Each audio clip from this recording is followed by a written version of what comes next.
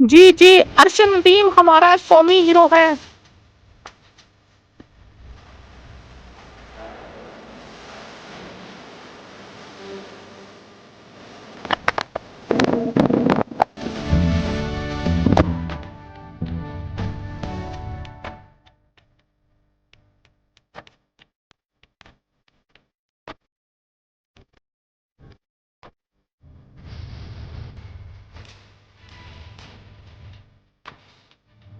ਨਦੀਮ ਸਾਹਿਬ ਮਾਸ਼ਾਅੱਲਾ ਤੁਸੀਂ ਜਿੱਤ ਗਏ ਜੇ 골ਡ ਮੈਡਲ ਤੇ ਹੁਣ ਤੁਹਾਨੂੰ ਕੀ ਮਹਿਸੂਸ ਹੋ ਰਿਹਾ ਹੈ? ਅਸਾਂ ਜੀ ਕਾਫੀ ਅੱਛਾ ਮਹਿਸੂਸ ਹੋ ਰਿਹਾ ਜੀ ਮੈਨੂੰ ਇਹ ਕਾਮਯਾਬੀ ਮੇਰੇ ਅੱਲਾਹ ਤਾਲਾ ਨੇ ਮੈਨੂੰ ਦਿੱਤੀ ਹੈ ਤੇ ਇਸ ਕਾਮਯਾਬੀ ਪਿੱਛੇ ਬੜਾ ਰਾਜ਼ ਹੈ ਜੀ। ਮੈਂ ਜੀ ਇੱਕ ਗਰੀਬ ਫੈਮਿਲੀ ਦਾ ਮੇਰਾ ਤਲਕ ਹੈ ਜੀ ਤੇ ਜ਼ਿਲ੍ਹਾ ਮੀਆਂ ਚੰਨੂ ਤੋਂ ਮੈਂ ਰਹਿਣ ਵਾਲਾ ਤੇ ਮੈਨੂੰ ਬਹੁਤ ਜ਼ਿਆਦਾ ਸ਼ੌਕ ਸੀ ਮੈਂ ਆਪਣਾ ਮਿਹਨਤ ਜਾਰੀ ਰੱਖੀ ਹੈ ਲੇਕਿਨ ਉਸ ਵਕਤ 'ਚ ਮੈਨੂੰ ਇੱਕ ਜ਼ਰੂਰਤ ਸੀ ਹੈਲਪ ਦੀ ਮਦਦ ਦੀ। ਮੇਰੀ ਫੈਮਿਲੀ ਨੇ ਕਾਫੀ ਮੇਰੀ ਹੈਲਪ ਕੀਤੀ ਹੈ ਮਦਦ ਸਪੋਰਟ ਕੀਤੀ ਮੇਰੀ ਲੇਕਿਨ ਬਾਕੀ ਜਿਹੜੇ ਮੇਰੇ ਇਲਾਕੇ ਦੇ ਮਤਲਬ ਅੱਛੀ ਫੈਮਲੀਜ਼ ਹਨ ਕੋਈ ਮੈਨੂੰ ਸਪੋਰਟ ਕਿਸੇ ਨੇ ਕੀਤਾ ਕਿਸੇ ਐਪਰੀਸ਼ੀਏਟ ਨਹੀਂ ਕੀਤਾ।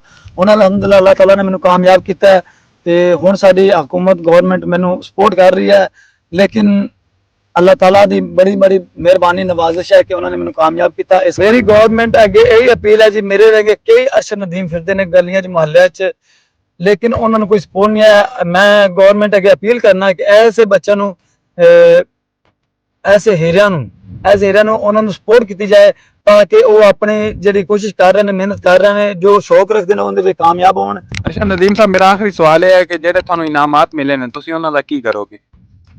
ਮੇਰੇ ਪਿੱਛੇ ਜੀ ਸਭ ਤੋਂ ਪਹਿਲੇ ਤਾਂ FBR ਲੱਗੀ ਹੋਈ ਹੈ ਉਹਦੇ ਵਿੱਚ 3 ਹਿੱਸੇ ਦਾ ਟੈਕਸ ਚਲਾ ਜਾਏਗਾ FBR ਲੈ ਜਾਏਗੀ। ਪਿੱਛੇ ਜੀ ਜਿਹੜਾ ਚੌਥਾ ਹਿੱਸਾ ਬਚੇਗਾ ਉਹ ਬਿੱਲ ਹੀ ਇੰਨੇ ਜ਼ਿਆਦਾ ਆ ਰਹੇ ਨੇ ਟੈਕਸ ਲਾ ਕੇ ਆ ਰਹੇ ਨੇ ਤਾਂ ਬਿੱਲ ਲੈ ਚਲਾ ਜਾਏਗਾ।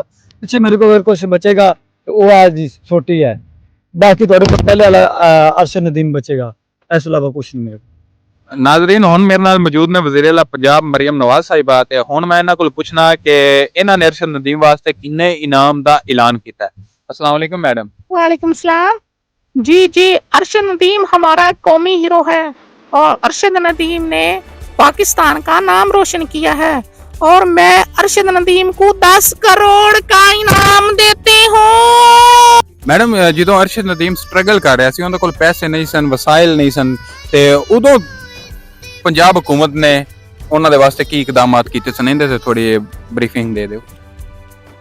वो बात ऐसे है कि उस वक्त हमें पता ही नहीं था अरशद नदीम क्या चीज है और हम उसको कैसे पहचानते और हम उसके पास कैसे जाते। अभी हमें पता चला है तो मैंने जैसे मुझे पता चला है मैंने 10 करोड़ का ऐलान कर दिया है।